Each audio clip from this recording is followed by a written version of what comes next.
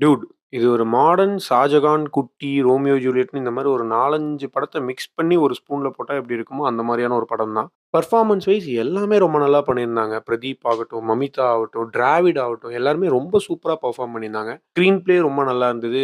Cinematography, BGM எல்லாம் okay. ஆனா எனக்கு ஸ்கிரிப்ட் வந்து அந்த அளவுக்கு செமன்னு சொல்ல முடியல. ஏன்னா ஃபர்ஸ்ட் ஹால்ஃப் பொறுத்தவரைக்கும் ஒரு மாரி நல்லா போச்சு. லவ்வுக்கான ஒரு வேல்யூ இருந்தது. செகண்ட் ஹால்ஃப்ல அது ஒரு மாரி மாறிருச்சு. எனக்கு புரியல. இது வந்து நெக்ஸ்ட் ஜெனரேஷனுக்கு இது பிளஸ்ஸா? மைனஸா? எந்த மாரி இவங்க சொசைட்டி கருத்து சொல்றாங்கன்னே இந்த படத்துல புரியல. ஷாஜகான், குட்டி இதுலலாம் ஒரு லிமிட் இருந்தது லவ்வ சேர்த்து வைக்கிறக்கு. இது அந்த லிமிட்டயே தாண்டி கல்யாணம் ஆயி, பிரெக்னன்ட் ஆயி, குழந்தை பொறந்ததுக்கப்புறம் இவங்க சேர்த்து வைக்கிறாங்கங்கிறது கொஞ்சம் டூ மச்சா இருக்க மாரி எனக்கு ஃபீல் ஆச்சு. இது அந்த லவ்வருக்கு எப்படி இருக்கும்னு எனக்கு புரியல. மேபி படம் பார்த்தா உங்களுக்கு இந்த ரிவ்யூ கனெக்ட் ஆகும்னு நான் நெனைக்கிறேன். கண்டிப்பா பெரியவங்களுக்கு இந்த படம் புடிக்காது.